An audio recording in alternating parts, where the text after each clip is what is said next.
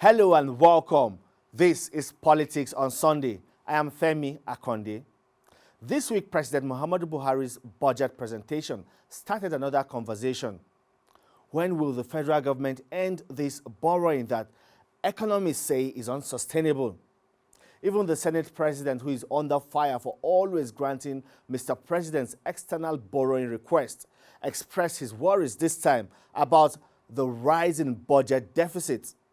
Opposition parties and critics of Mr. President's administration found faults in the 16.39 trillion budget, and they made a feast of it. Well, politics is now about the 2023 general election. Who gets what and how? Political parties are already shopping for candidates that will be their flag bearers at the polls. But one man who has always been mentioned as having intentions and also qualified to contest for the office of president is former governor of Lagos State and national leader of the All Progressives Congress, Asiwaju Bola Ahmed Tinubu. His return to the country on Friday after recuperating from a knee surgery created a buzz in the media. Different forms of presidential campaigns have been launched for Bola Tinubu. This will likely pile pressure on a man considered to be highly influential and has a formidable political structure. With 497 days to the 2023 presidential election in Nigeria and 597 days to the May 29th handing over dates, the political landscape is bubbling with alignments and realignments. There is only a president from Nigeria, for Nigeria, by Nigerians. While politicians from the two major political parties are locked in arguments over rotation and where the next president should come from, the electorate are keenly watching to see the appearance of credible candidates for the election. But some aspirants are perfecting their strategies on how to throw their hats into the ring when the time comes. Several support groups are springing up to root for individuals. You need people who know the history of the party. For the national leader of the All Progressive Congress, APC, Asiwaju Bola Tinubu, who left Nigeria in July for his surgery on a nagging right knee injury in London, the signs may be obvious. The caliber of Nigerians who went to London to visit Tinubu suggests that the chieftain might be considering vying for the #1 seat in the country. Thank you very much. I wish you all safe journey. Thank you very much, sir. With his role in the historical defeat of the People's Democratic Party, PDP, after 16 years in power, in the 2015 elections and the 2019 victory of the APC and President Muhammadu Buhari, his supporters across the country are emboldened to urge him to vie for the top job.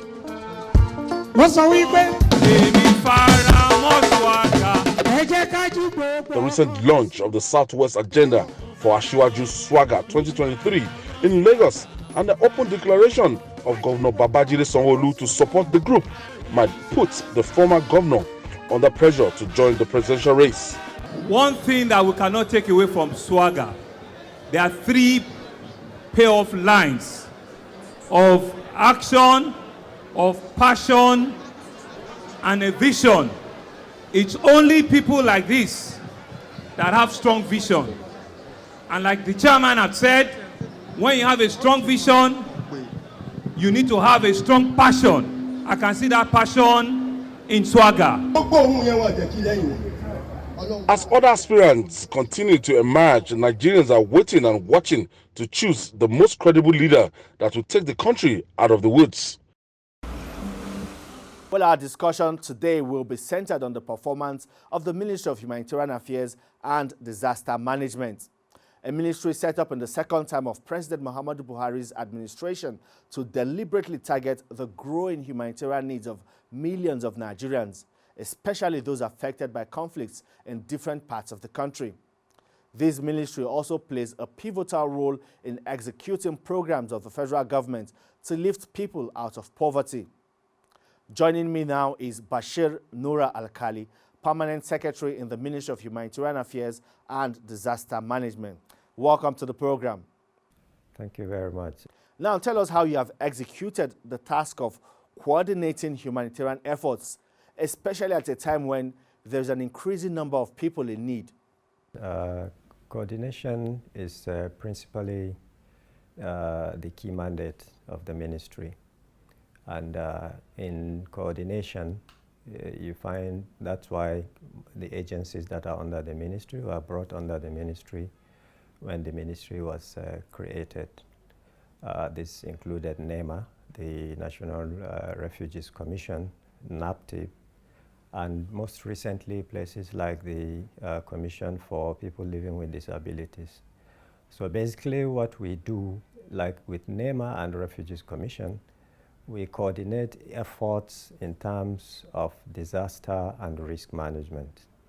You find that that has been happening quite a lot nowadays, especially in respect of flooding, in terms of issues like banditry and other similar issues. So whenever such things happen, the ministry coordinates those efforts of the agencies, and relief and other issues are addressed immediately in that respect. Then there are issues of security too. Now the ministry is co-chairing a committee that we call National Humanitarian Coordination Committee, which is co-chaired between the Honorable Minister and the National Security Advisor. So many other agencies are involved, the security forces, the international organizations, UNHCR and others. This is with a view to giving it a wider coverage, because like UNHCR are also involved in relief efforts. So it's a committee that now draws up policies that government now implements to ensure that there is proper coordination of relief efforts in all its ramifications. So those are some of the issues that we cover in terms of coordination, and even though that's not limited to only those ones. Okay, how efficient is the NPower payment?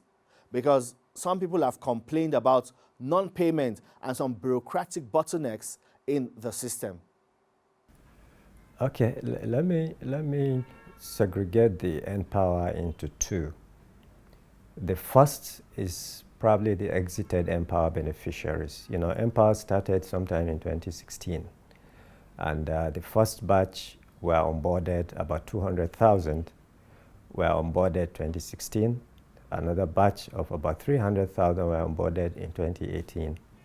So while some NPower beneficiaries have actually spent about 4 years by 2020, some have only spent about 2 years. Now those that we call batches A and B were exited sometime in 2020. And some couldn't, well, maybe we'll come to that question. Some had not been paid fully for reasons that probably would explain later. Then there is the second batch of NPower, which we had just onboarded sometime in September. Another 510 NPower beneficiaries. They went through a very rigorous process. The initial application was almost 6 million NPower beneficiaries. This was pruned down to about 1.8 million. From the 1.8 million, we now chose the 510 spread across the country. So those are the ones that we are currently processing.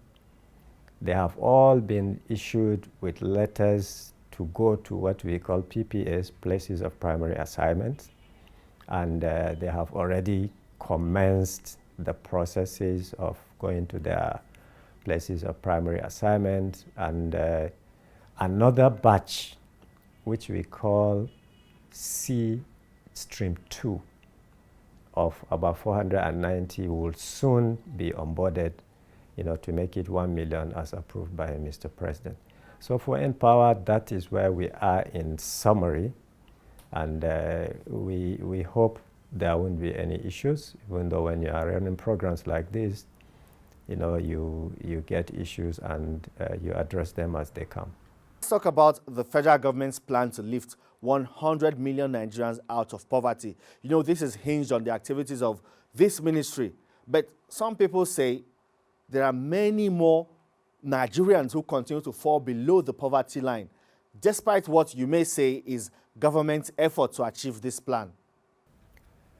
Okay, thank you very much. I think the statement is really for all agencies of government that are involved in poverty alleviation. The Ministry of Humanitarian Affairs is just one of them, even though we are a very key component of that particular platform.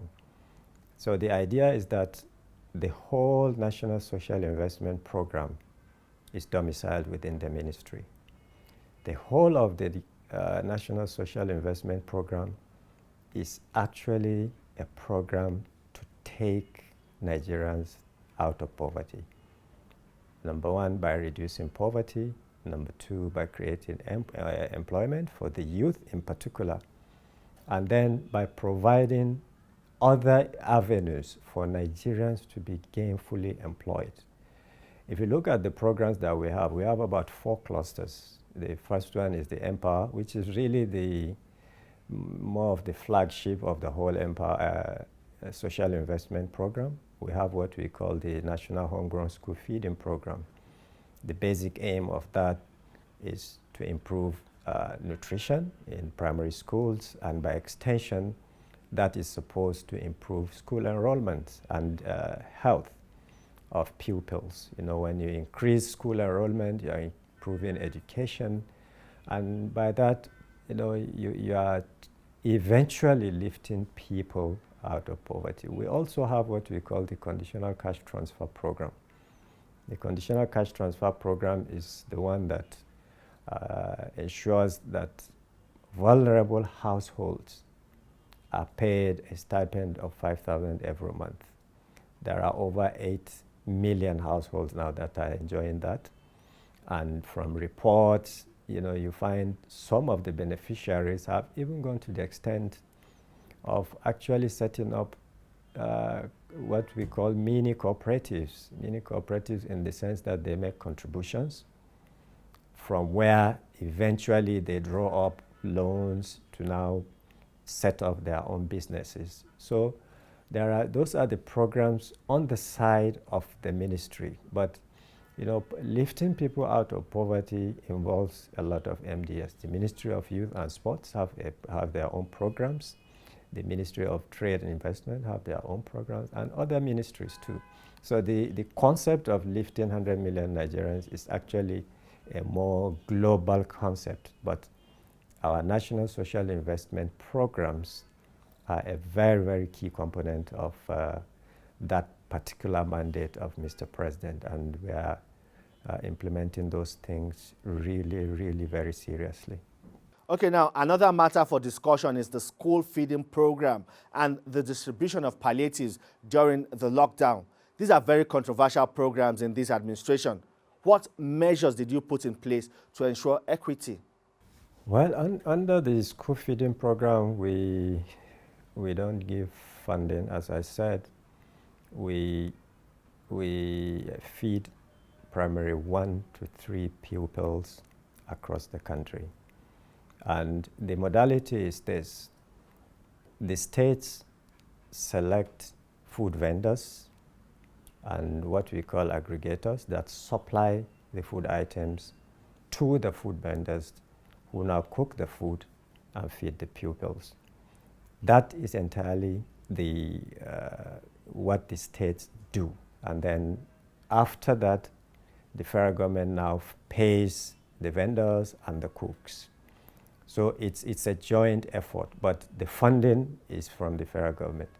Now, I wouldn't know the specific issues that come up in that respect, but every day we are trying to fine-tune to make sure that, look, the data we get from the states is very authentic, because just recently, in order to ensure that, we brought in what we call independent monitors. Independent monitors are supposed to look at all the social investment programs, the school feeding, the Empower program, the conditional cash transfer, and the other one, the government enterprise empowerment program, which we call the JEEP.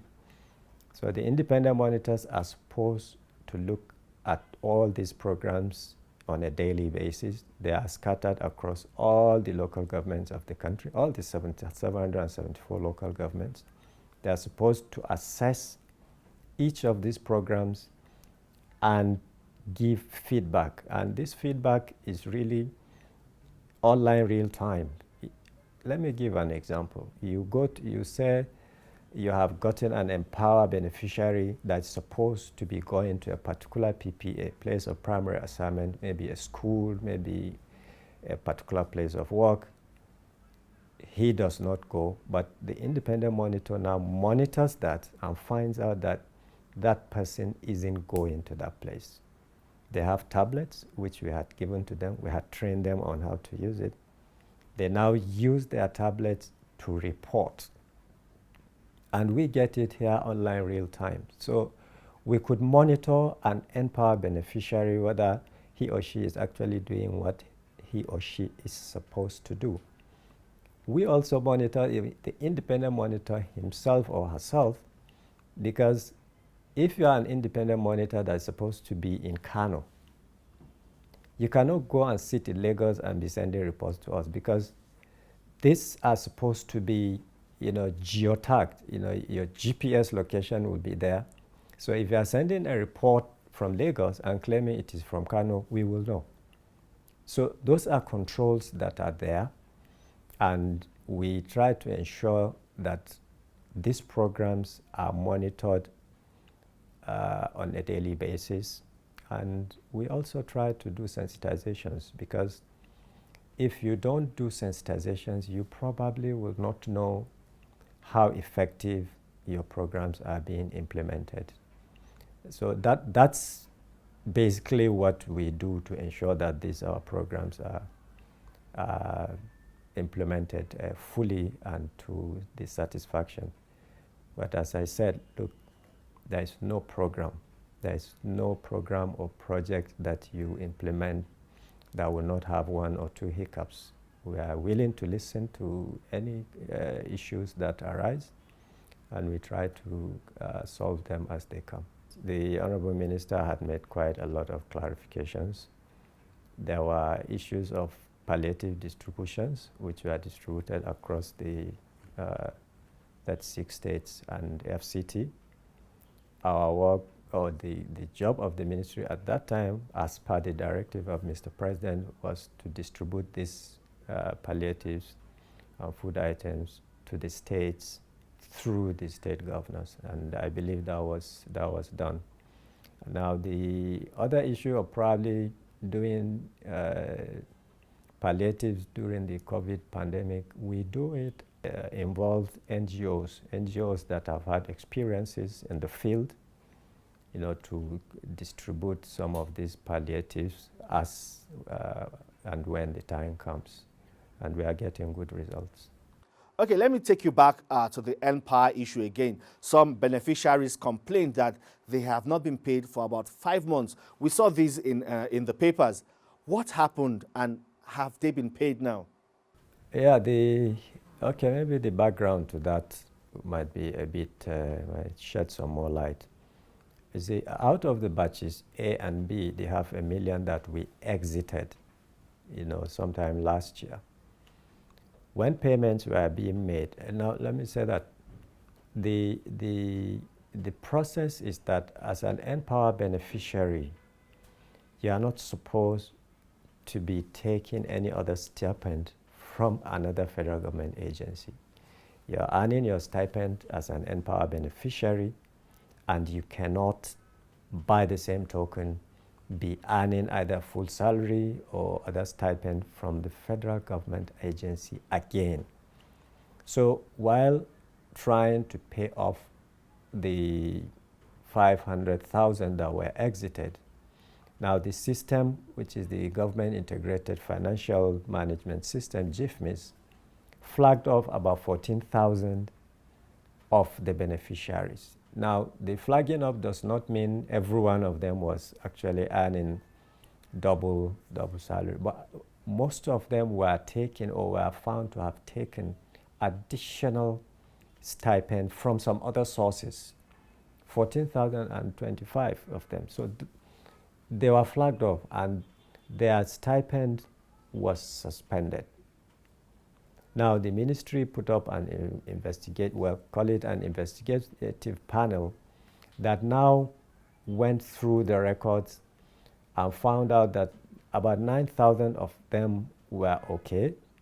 You know, those things, some is just one-off payment for something, and they were cleared. And we had already started paying those ones. I remember the ministry even issued a press statement to say that we had commenced, and we had gotten confirmation that quite a number of those 9,000 had started getting their, their backlog. 30,000 times 5, 150,000. We had gotten confirmation that quite a number of them have gotten their, arrears, but about 4,000 of them were still withheld until further clarification and investigation of the other sources of income that they got while they were Empower beneficiaries. So that is the situation we are now. Those 4,000, immediately investigation is concluded. Where you are found not to have breached the law, you'll be paid. You'll be paid. But ideally, it is a known fact that you ought not to be taking double stipend from another federal government agency. So that's where we are on the exited beneficiaries, the 14,000. I'm sure it's been something that has been generating quite a lot of discussion. But exactly that is where we are with them. Okay, are there facilities or structures that allow the public to access how the ministry disburses or spends its allocation in order for transparency and accountability? Well, recently, in order to hasten and to make the process more transparent, recently there is what we call NASS. It's a platform that was developed by the ministry where it's just like a dashboard where all the ministry's social investment programs are going to be captured. Now, eventually the idea is that stakeholders, whoever that is, could actually log on to a portion of the NASS platform and see by the numbers the funding that we have received, what has been spent, even the number of beneficiaries in each of the social investment programs. We do have quite a lot of information on our own website, which is a mandatory requirement by government. But the NASS platform is supposed to take that a little bit further to make it a lot easier, because the details we intend to put on the NASS platform is supposed to give, better information, better details to the public, so that the questions somebody will ask you outside or will be speculating, you just log onto the NASS platform and you hopefully will be satisfied that, yes, I've seen these numbers.